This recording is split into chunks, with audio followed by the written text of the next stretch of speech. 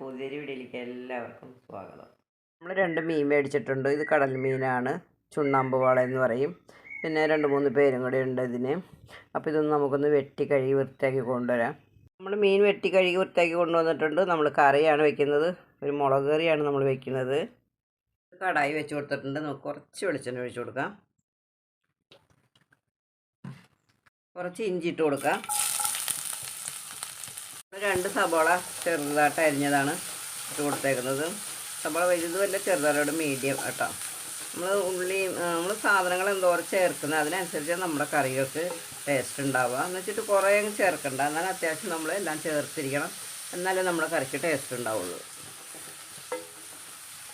നമുക്ക് കറിവേപ്പില ഇട്ട് കൊടുക്കാം. കറിവേപ്പിലയൊക്കെ ഇത്തിരി നന്നായിട്ടിടാം, എന്നാൽ നമ്മുടെ കറിക്കൊക്കെ ഒരു മണവും ഒക്കെ ഉണ്ടാവുള്ളൂ. നമുക്ക് പച്ചമുളക് ഇട്ട് കൊടുക്കാം. ഒരു 5 പച്ചമുളക് എടുത്തിട്ടുണ്ട് നമ്മൾ.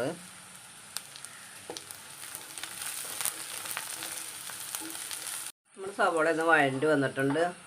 നമുക്കിനി പൊടികൾ ചേർത്ത് കൊടുക്കാം. 2 ടീസ്പൂൺ മുളക് പൊടി, ഒരു 3/4 ടീസ്പൂൺ മല്ലിപ്പൊടി, ആവശ്യത്തിന് മഞ്ഞൾപ്പൊടി നമുക്ക് ചേർത്ത് കൊടുക്കാം. നല്ല എരിവുള്ള മുളക് പൊടിയാണ് കേട്ടോ.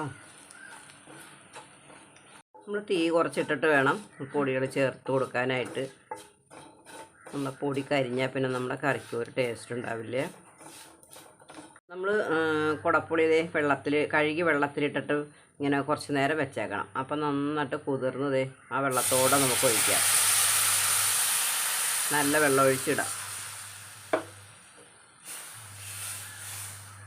ഒരു 6 കഷ്ണം പുളി നമ്മൾ ഇട്ടിട്ടുണ്ട്. ആവശ്യത്തിന് ഉപ്പ് ചേർത്ത് കൊടുക്കാം നമുക്ക്.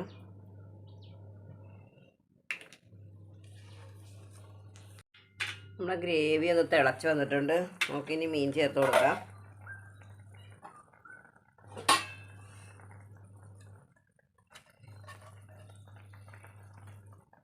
നമ്മുടെ ഈ ചുണ്ണാമ്പ് വാളയാണ് കേട്ടോ നമ്മുടെ കറി. ഇങ്ങനെ മുളക് കറി വയ്ക്കുന്നത് നല്ല ടേസ്റ്റായത്. ഇതിനകത്ത് തേങ്ങ അരച്ചിട്ടുണ്ടെങ്കിൽ ഒരു ടേസ്റ്റ് ഉണ്ടാവില്ല. അപ്പോൾ ഇങ്ങനത്തെ കറികൾ വെച്ച് കഴിഞ്ഞാൽ നമുക്ക് 2 ദിവസമൊക്കെ എടുക്കുകയും ചെയ്യാം, നല്ല ടേസ്റ്റായിട്ട് കഴിക്കുകയും ചെയ്യാം. അപ്പോൾ മുളകൊന്നും കഴിക്കാൻ പറ്റാത്ത ആൾക്കാരാണെങ്കിൽ നമുക്ക് ഇച്ചിരി തേങ്ങയൊക്കെ ചേർത്ത് വയ്ക്കുന്നുണ്ട്, കുഴപ്പമൊന്നുമില്ല. നമുക്കൊന്ന് അടച്ച് വെച്ചിട്ടൊരു 10 മിനിറ്റ് വേവിക്കാം കേട്ടോ.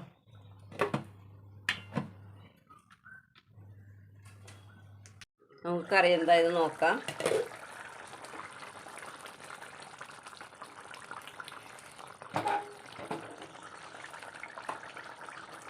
ഉപ്പുണ്ടോയെന്ന് നോക്കാം കേട്ടോ.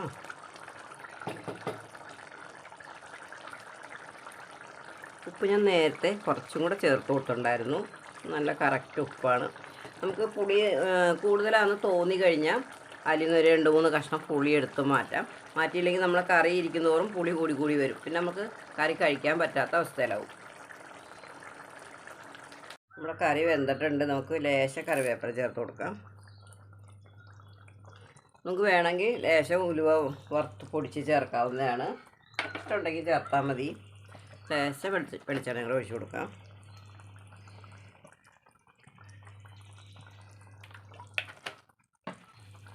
ഒന്ന് മൂടി വയ്ക്കാം. 2 മിനിറ്റ് ഒന്ന് മൂടി വയ്ക്കാം. 2 മിനിറ്റ് കഴിഞ്ഞിട്ടുണ്ട്. ഇപ്പം നമ്മുടെ കറി റെഡി ആയിട്ടുണ്ട്. അപ്പം നമ്മുടെ ഈ വീഡിയോ കാണുന്നവർ നമ്മളെ സബ്സ്ക്രൈബ് ചെയ്യാണ്ട് കാണുന്നുണ്ടെങ്കിൽ നിങ്ങൾ സബ്സ്ക്രൈബ് ചെയ്ത് സപ്പോർട്ട് ചെയ്യുക.